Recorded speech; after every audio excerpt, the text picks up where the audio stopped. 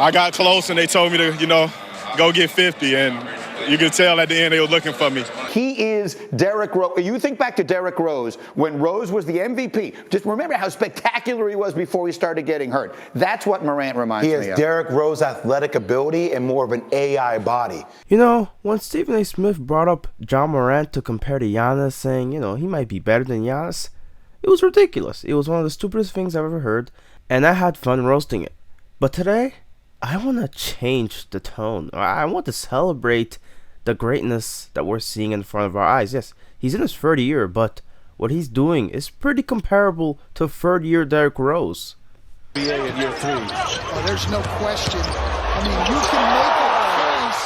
Wow, what timing for him to make that move. The irony here is that he did it against the Bulls, and if the D-Rose comparisons didn't come up then, I'm pretty sure they came up when he did the same thing a month later in Chicago. Bulls only down 10 with 2 minutes to play in the half. Oh, that screen. Oh, John Morant! That was impressive. Wow, that was a nice play. That was a nice setup to get that play. When he goes up in the air, he's allowed somehow, gravity allows him to take an extra step or two in the air. So you're not supposed to be able to do that. No. I'm not saying that John Morant is the MVP this season, okay? I'm not going to go that far. Some people may put him up in the conversation, which, I'm not going to let you do that. I'm not going to be pissy about it. And I'm not even going to bring up stats here. I'm just going to tell you guys to watch these highlights. I mean, this guy passes the eye test to a T. I mean, he's the most entertaining player there is in this league right now. And it's not just on offense, man. Look at this. That's amazing. And again, making sure, look at this.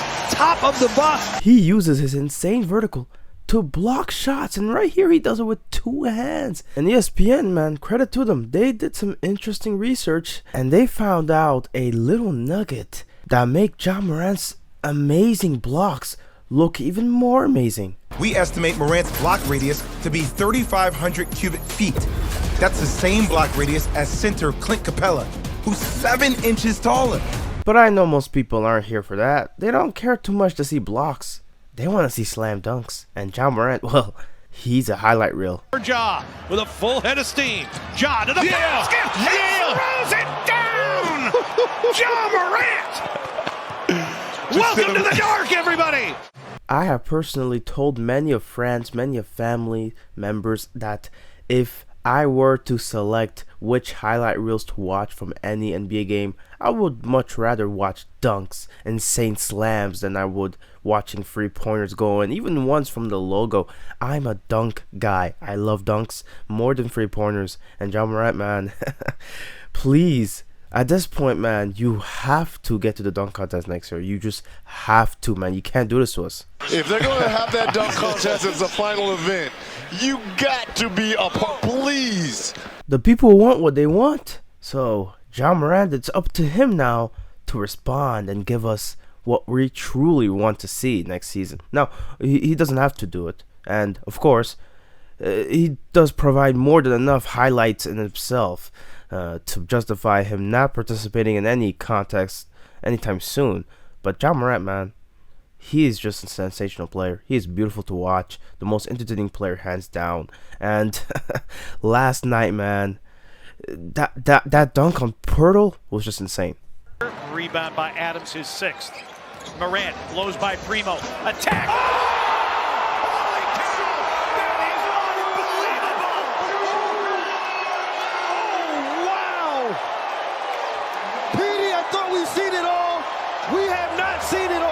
Finished the play finally for all, everybody who's saying almost. And that go one for y'all right there, man.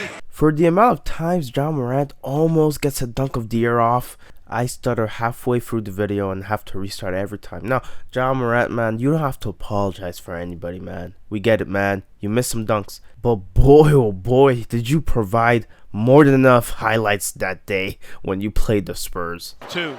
The bench still standing. Adams going long. Morant. But now we have to get to the most mind-blowing part of this recent stretch of games that he's played. A couple of days ago, he played the Bulls, right? He did that amazing 360 layup that he did against the Bulls a month ago. Okay, cool. but he ended up scoring 46 points that game. And then following game against the Spurs, he ends up scoring 52 points. I gotta ask, like, that moment where the whole crowd is standing, you have the ball in your hands. I know it didn't end up you scoring, but you score in the scramble afterward. Like, what was that like? None of us will ever experience something like that. I'm curious. It was crazy, honestly. I felt like, a little bit of pressure. It was like, man, you here now, you got to get it in. What can you say about Morant?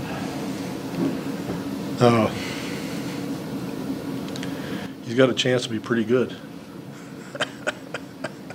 As a fan of Giannis, as a fan of teams like the Raptors, I have to respect a player like John Morant when he does things like this, man. 52 points. It's not easy to score 50 points in this league, let alone score it in the way he does in the paint. I mean, he has the most points in the paint per game this season. And John Morant, man, what a sensation. This guy is marvelous, and he is, no doubt about it. I'm not going to repeat this until you understand it, okay? He is the most entertaining player there is. Right. I would pay the most money to see John Morant right now. In sports, I would pay more money to watch John Morant. John Morant, to me, is the #1 act in sports right now. And that's no joke, by the way. We're serious when we say stuff like this, man. So many people want to see Memphis basketball because of John Morant, not just because they're playing good this season. I'm telling you right now, if this team had a record below 500, people would still flock to these games because of John Morant. That's how electric this guy is. That's how entertaining this guy is. That's how box office this dude is, man. And the crazy part is, perhaps even the scary part, he keeps improving his game. What do we hold him to?